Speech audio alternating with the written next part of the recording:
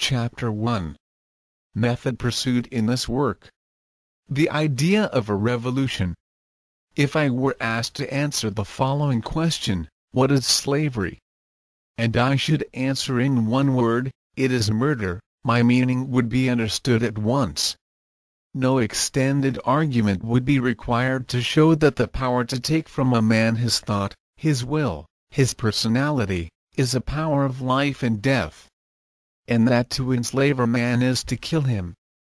Why, then, to this other question, what is property? May I not likewise answer, it is robbery, without the certainty of being misunderstood? The second proposition being no other than a transformation of the first? I undertake to discuss the vital principle of our government and our institutions, property. I am in my right. I may be mistaken in the conclusion which shall result from my investigations. I am in my right. I think best to place the last thought of my book first, still am I in my right.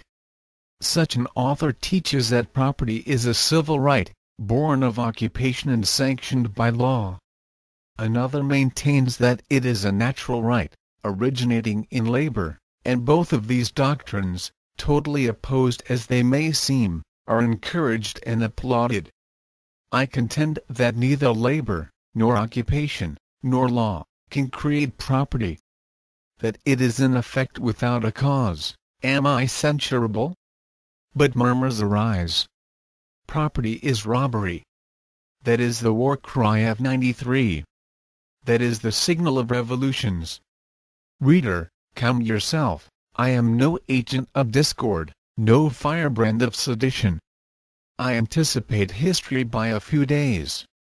I disclose the truth whose development we may try in vain to arrest. I write the preamble of our future Constitution. This proposition which seems to you blasphemous, property is robbery, would, if our prejudices allowed us to consider it, be recognized as the lightning rod to shield us from the coming thunderbolt. But too many interests stand in the way. Alas! Philosophy will not change the course of events, destiny will fulfill itself regardless of prophecy. Besides, must not justice be done and our education be finished? Property is robbery. What a revolution in human ideas! Proprietor and robber have been at all times expressions as contradictory as the beings whom they designate are hostile. All languages have perpetuated this opposition.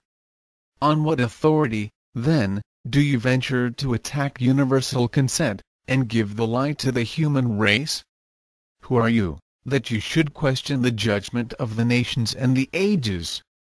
Of what consequence to you, reader, is my obscure individuality? I live, like you, in a century in which reason submits only to fact and to evidence. My name, like yours, is Truth-Seeker. My mission is written in these words of the law: speak without hatred and without fear. Tell that which thou knowest. The work of our race is to build the temple of science, and this science includes man and nature. Now, truth reveals itself to all. Today to Newton and Pascal, tomorrow to the herdsman in the valley and the journeyman in the shop. Each one contributes his stone to the edifice. And, his task accomplished, disappears. Eternity precedes us, eternity follows us, between two infinites. Of what account is one poor mortal that the century should inquire about him? Disregard then, reader, my title and my character, and attend only to my arguments. It is in accordance with universal consent that I undertake to correct universal error. From the opinion of the human race I appeal to its faith. Have the courage to follow me. And, if your will is untrammeled, if your conscience is free, if your mind can unite two propositions and deduce a third therefrom, my ideas will inevitably become yours. In beginning by giving you my last word, it was my purpose to warn you, not to defy you. For I am certain that, if you read me, you will be compelled to assent. The things of which I am to speak are so simple and clear that you will be astonished at not having perceived them before, and you will say, I have neglected to think. Others offer you the spectacle of genius wresting nature's secrets from her, and unfolding before you her sublime messages. You will find here only a series of experiments upon justice and right, a sort of verification of the weights and measures of your conscience. The operations shall be conducted under your very eyes, and you shall weigh the result. Nevertheless, I build no system. I ask an end to privilege, the abolition of slavery, equality of rights, and the reign of law. Justice, nothing else. That is the alpha and omega of my argument. To others I leave the business of governing the world. One day I asked myself, why is there so much sorrow and misery in society? Must man always be wretched? And not satisfied with the explanations given by the reformers, these attributing the general distress to governmental cowardice and incapacity, those to conspirators and Utes, still others to ignorance and general corruption, and weary of the interminable quarrels of the tribune and the press, I sought to fathom the matter myself. I have consulted the masters of science. I have read 100 volumes of philosophy, law, political economy, and history. Would to God that I had lived in a century in which so much reading had been useless. I have made every effort to obtain exact information, comparing doctrines, replying to objections, continually constructing equations and reductions from arguments, and weighing thousands of syllogisms in the scales of the most rigorous logic.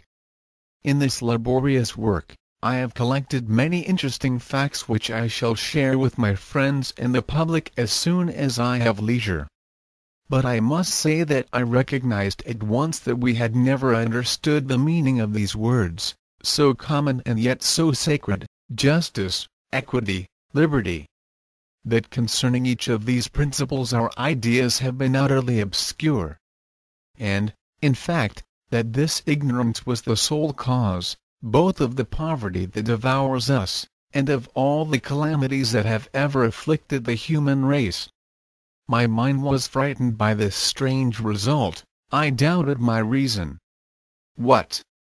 Said I, that which eye has not seen, nor ear heard, nor in sight penetrated, you have discovered. Wretch, mistake not the visions of your diseased brain for the truths of science. Do you not know great philosophers have said so, that on points of practical morality universal error is a contradiction? I resolved then to test my arguments. And in entering upon this new labor I sought an answer to the following questions. Is it possible that humanity can have been so long and so universally mistaken in the application of moral principles? How and why could it be mistaken? How can its error, being universal, be capable of correction? These questions, on the solution of which depended the certainty of my conclusions, offered no lengthy resistance to analysis. It will be seen, in Chapter V of this work, that in morals, as in all other branches of knowledge, the gravest errors are the dogmas of science. That, even in works of justice, to be mistaken is a privilege which ennobles man. And that whatever philosophical merit may attach to me is infinitely small. To name a thing is easy, the difficulty is to discern it before its appearance. In giving expression to the last stage of an idea which permeates all minds, which tomorrow will be proclaimed by another if I fail to announce it today, I can claim no merit save that a priority of utterance. Do we eulogize the man who first perceives the dawn? Yes, all men believe and repeat that equality of conditions is identical with equality of rights. That property and robbery are synonymous terms. That every social advantage accorded, or rather usurped, in the name of superior talent or service, is iniquity and extortion. All men in their hearts, I say, bear witness to these truths. They need only to be made